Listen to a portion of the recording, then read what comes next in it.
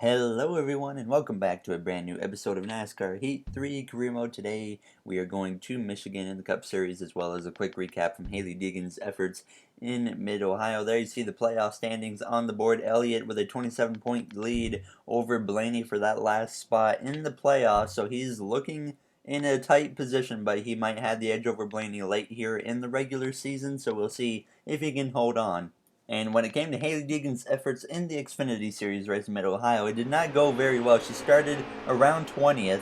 and you can see all the cars quickly got single file in this race, and she would eventually fall into line and not really progress anywhere in this race as she just struggled really bad. Our car wasn't really prepared well for this race as it was made for the last race in Watkins Glen, as she would end up getting in an incident late in this race about the halfway point again, and that would completely screw up her efforts in this race as she would quickly fall down the order. Obviously, after that incident, she would get back on track without any damage to the car, but the damage to the race had already been done. By the time she came to the last lap, she was running in 32nd, trying to take 31st away from the 78 of BJ McLeod as she came through the final few corners and sliding everywhere as she came into the right-hander, looking into the left-hander for the final time around the 66 of Carl Long, but she would get a little bit wide into the grass and she would come through to finish in 30 seconds. So a very disappointing finish. But obviously, Hailie already has 3 wins on the season, so even though we had a very bad race for her, I wasn't really too concerned with the effort as we didn't have a car very well prepared for this race. And we are closing in on the playoffs for both series. I think 5 races now until the playoffs in the Xfinity Series, and I think 4 in the Cup Series as we focus our sights on Michigan. And there you see a lot of drivers not very happy with Hailie. But as we focus towards the Cup race, we actually did get some team offers, so we would have an opportunity to get maybe another 5-star team. We have Stewart Haas and Penske so far, and I decided to choose Hendrick Motorsports, even though we'll likely be going to a Mustang or a Ford team next season in the 2019 DLC anyways. But as we came towards qualifying in Michigan, we would make it to the second round of qualifying, now passing the 17 of Ricky Stenhouse Jr., and as we came through turns 3 and 4, I was really trying to use the draft to improve my position, but obviously I was not able to do so in this second session. So as we came out of turn 4, down the front straightaway, just ahead of the 17 of Stenhouse, coming through on the apron, we crossed the line to hit a 37.3, and we would qualify P17 for Michigan. So hopefully we can rally our way towards the front in this race. This week, the Monster Energy NASCAR Cup Series races back to Michigan International Speedway for the second and final time this year. Michigan is the fastest track in NASCAR, making it a favorite of race fans. In 2017, another fan favorite, Kyle Larson, won here, making it 3 straight Cup wins at Michigan. That hasn't been done since Bill Elliott did it all the way back in the 1985-86 season. Can Kyle do it again today? Or will someone else start a hot streak of their own? Well, it's time to head down to the track and find out. NASCAR racing is next. All right, we're ready to go green here in Michigan. Brad Keselowski is your pole sitter. Our teammate Kyle Larson gave up qualifying position for new tires, so he is sent to the rear of the field as we get ready to go green here in Michigan. And we are ready to go green, starting behind the 3 of Austin Dillon. The green flag is out, and we are underway in Michigan now, alongside the number 9 of Chase Elliott as we come across the line. The 21 of Menard behind me as we make the run down towards turn 1. Keselowski and Harvick go side by side down into turns 1 now as Keselowski gets the edge over the 4 on the entrance of the corners. I slide up the track, allowing the 21 of Menard to almost sneak up my inside and make it 3 wide, but fortunately we close the door before he could actually get down to my inside. Now as we go down the back straightaway, heading towards turns 3, looking to the outside of the 3 of Austin Dillon into the corners. We go a little bit wide. Still there?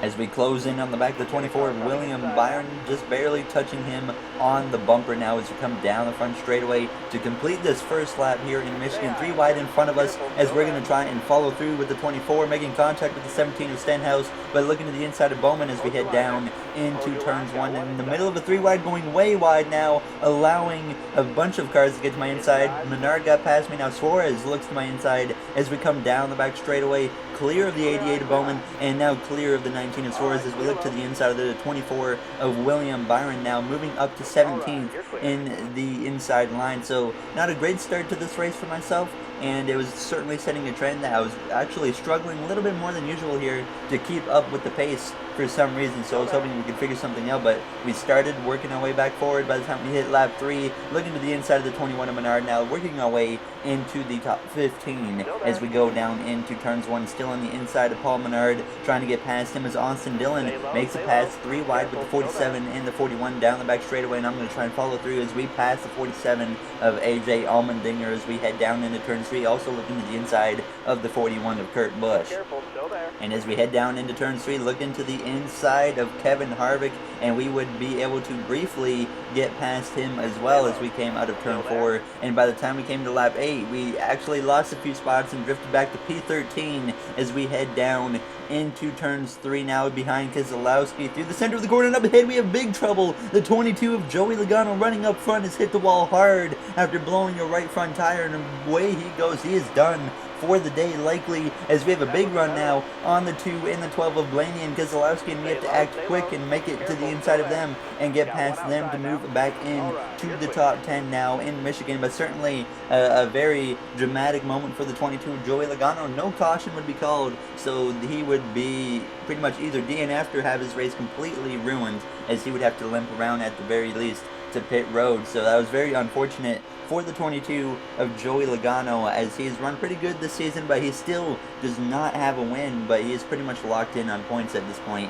when it comes to the playoff picture, so he doesn't really have too much to worry about. By the time we came to lap 2, or by the time we came to 2 to go in stage 1, sitting in P9, closing in on the 31 of Ryan Newman, who's having a great run as he drifts way up the track, allowing me to get to his inside as we came out of turn 2 down the back straightaway, giving him a little bit of a side draft as we try to also get the draft from up ahead from Ricky Stenhouse Jr. as we head down into turn 3. Pretty even with the 31 of Newman, but we would edge ahead of him and clear him through the center of the corner as we came out of turn 4, closing in as well on the back of the 17 of Stenhouse, using that draft, of course, to help me close in on him as we cross the line, hit the white flag in this first stage as we make the run down towards turn 1. I believe it might be Kevin Harvick or something leading at this point as we come through the center of the corner now, exiting turn 2, closing up even more on the back of the 17 with a lot of help from that draft, as he has Kyle Busch just up ahead of him as we head down into turns 3 for the final time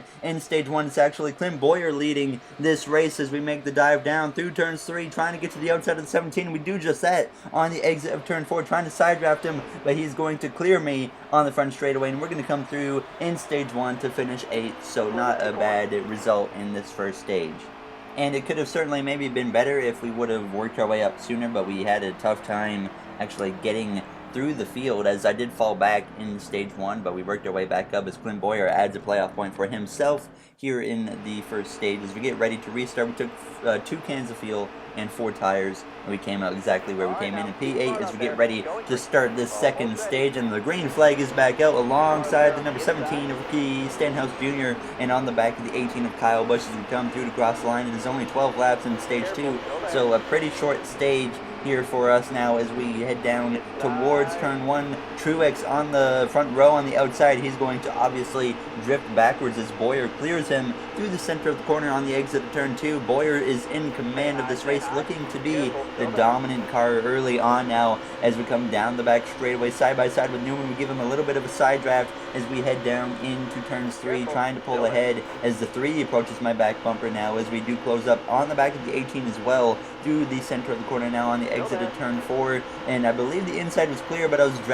decided to draft with the 18 here for a moment, but now as we come across the line to complete that first lap, we drop down towards the bottom line, actually making it 3 wide with the 31 of Newman and the 18 of Busch as we come through turns 1 and 2 now, as Boyer leads over second place Paul Menard as we come out of turn 2, still 3 wide with these 2 drivers, as Newman does clear me though down the back straightaway, so we would have to fall back in line and settle in for the moment as we came through turns 3 and 4. And as we now look to the inside of Kyle Busch again through turns 3, trying to get to the back of the 31, push him ahead, and that will allow myself to get ahead of the 18, but Kyle Busch stays alongside and actually side drafts me a little bit as we come across the line, but we do move briefly in to that 8th position, and we finally clear Kyle Busch going into turns 1 now, setting our sights on the 31 of Ryan Newman through the center of the corner, closing in all over him as we exit turn 2 down the back straightaway, drafting the 9 of Elliott now as we look to the inside of Ryan Newman as we make the dive down into turns 3, and he's actually going to just about clear me into the corner, and he will clear me, unfortunately, so we had to settle at the moment for the 8th position. But throughout the middle part of this stage, I would actually start drifting back, so it was not good. By the time we came to about 2 laps to go, I had drifted back a few positions, or really about half of the positions of 8. I ended up doubling it down to 16th position behind William Byron, so I was certainly falling off, and I really didn't know what was happening to the car, but we were back in the draft, and I certainly had an opportunity to make up some spots late in the stage as we look to the inside of William Byron as we come across the line to hit the white flag in this second stage. Now moving up to 15th, just ahead of the 24. Now trying to make a move to the outside of the 12 of Blaney, but that was smart, so I dropped back down to that bottom line as we barely touch him through the center of the corner, exiting turn 2 for the final time in stage 2. Boyer likely in command as we make the run down the back straightaway into turn 3 for the final time in this second stage as we try to pass the 12 of Blaney and maybe even the 41 of Kurt Busch before this stage is over as we come through turns 3 and 4 for the final time in stage 2, pushing the 12 a little bit now, looking to his inside, but it's not going to be enough as we come through to cross the line side by side with the 41 of Kurt Busch. We would get 15th in this second stage, so certainly I knew right away we have some work to do, and I really didn't know. I think it was really just coming down to the draft, and it was actually Ricky Stenhouse Jr. who won the second stage somehow. And Stenhouse locked himself into the playoffs at ISM Raceway with a victory there. So a playoff point added for him, which could be very helpful as we get ready to go green. And the green flag's out in this final stage. It is underway, not a long final stage. It's about 18 laps here in Michigan. So really just a handful of laps longer than the second stage. So like I said, not long at all now as we make the dive down into turns 1. Obviously, we make contact with the back of the 12 and get a little bit loose, but obviously we didn't lose any positions due to pitting as we come through turns 1 and 2, side by side with the 41 of Kurt Busch now as we try to side draft him on the exit of turn 2. And I feel like side drafting is something that maybe is kind of costing me. That's maybe one of the reasons I fell back in the second stage, because when you side draft, you get the guys in front of you, allow them to pull away, and that's kind of one of the problems I had in stage 2 now as we look to the inside of Keselowski down the front straightaway to come through to complete the first lap in this final stage now as we try to climb our way back into the top 10 as Stenhouse continues to lead over second place Paul Menard. Paul Menard's having a great run. I believe he does need to win though if he wants to make it to the playoffs, so he's certainly going to be on full attack mode at this point in the season now as we come down the back straightaway, closing in on the back of the 3 of Austin Dillon and the 18 of Kyle Busch, trying to work our way back into the top 10 as we come through turns 3. Casey Kane having another great run this time around. He's run very well recently in this series if you guys have watched the past episodes as we come down the front straightaway now, looking to the inside on the apron of Kyle Busch, trying to move our way into the top 10 as they're 3 wide up ahead with Kane, Johnson, and Almirola, but Almirola backs out of the situation as he gets cleared by the 48 as we head down into turns 1 now into the top 10 once again as we close in on the back of the 95 of Casey Kane as we exit turn 2, getting a little bit loose on the exit of the corner, allowing the 10 of Almirola to come alongside me down the back straightaway as we try to continue to work our way forwards, because we certainly are showing some speed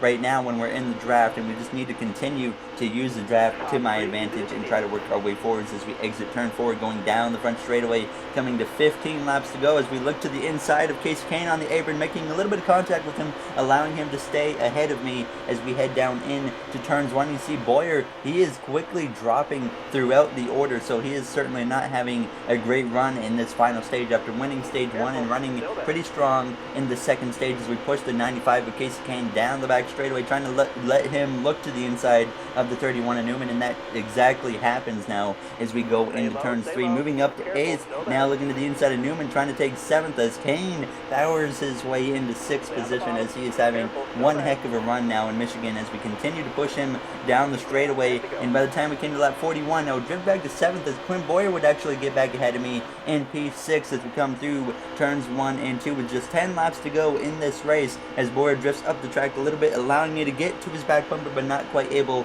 to look to his inside. And I don't think we have a car really capable of winning right now, but I certainly think we have a car capable of finishing in the top 5 here late in this race in Michigan as Chase Elliott leads, and he has a 27-point gap coming into this race over Blaney for that last playoff spot. Him winning could totally take away the pressure and allow him to lock his way into the playoffs now as we head down into turns 1. Obviously, Blaney does not want the 9 to win as we come down into turns 1 and 2, looking to the inside now of the 7-time champion, Jimmy Johnson, who we've had a bit of a few run-ins recently with that 7-time champion as we come down the back straightaway, but no run-in here as we clear him down the back straightaway to move into P6 as we head down into turns 3, looking to the inside, hopefully, of Ricky Stenhouse Jr. as he's going to shut the door, or at least try to shut the door, but now he would stay clear of me as Menard starts to drift back at this point as we look to the inside of Stenhouse trying to get the position, but it was so hard to get past him, but we would make it 3 wide with him and Menard, and we would finally edge ahead as we come down into turns 1 and 2 behind the 78 of Martin Truex Jr., the 14 of Boyer working his way back towards the front like he did in stage 1 as he tries to win this race here in Michigan. As we come down the back straightaway, we would drift back once again though to P6, and so would Elliott drift back down to P5 as he starts blowing up across the line. Chase Elliott, the last car in the playoffs, is blown up now as we head down towards turn 1. This could be a huge hit to his playoff picture as now he gets hit from behind from the 3 of Austin Dillon, and into the grass he goes, and up the track he comes into the 41 of Kurt Busch, and we have a crash, and a caution would obviously fly down the back straightaway, and that would set me up in the P5 or in the 5th position with just 2 laps remaining now in this race as we get ready to go green for potentially the final time in Michigan now, as Chase Elliott's playoff hopes could be in trouble, or they might still be alive. We'll see in just a handful of moments now as we head down towards turn 1. 2 laps remain in Michigan. Boyer leads, Johnson second, Truex third as we try to get down to the inside, trying to make something happen now as the inside does not work on this restart, as Menard, he is able to pull ahead. We quickly drift backwards, but fortunately we stay in the draft as we come down the back straightaway heading into turns 3 as Boyer side by side with Jimmy Johnson through turns 3 and 4. Who's going to win in Michigan now as we look to the inside of the 21 of Paul Menard as we exit turn 4, taking the white flag at the line. Boyer is clear from the 48 of Johnson, and now Truex looks to the inside of the 48, and we're going to follow through as we head down into turns 1. Jimmy Johnson's not going to be able to pull off the victory with that outside line now as we come through turns 1 and 2 for the final time. The 78, he drifts up the track, and we're going to look to the inside of him down out of turn 2, down the back straightaway as we side draft the 78 down the back straightaway for the final time, as Boyer is in command, and as we come through turns 3 and 4 side by side with the 78 now clear of Truex for second place as we exit turn 4. Boyer in command as we come through out of turn 4 down the front straightaway. Clint Boyer will win in Michigan, and we will come through to finish second once again for the 3rd time in the last 4 races. But this one really was, we kind of lucked into second, but either way we still finished second again. And we've done 4 races in Michigan in my Cup Series career, and we've also finished second 3 times of the 4 races I've done at this racetrack in the Cup Series. So we really are so close to winning here, but we just cannot make it happen, and we're obviously going to have to wait now till next season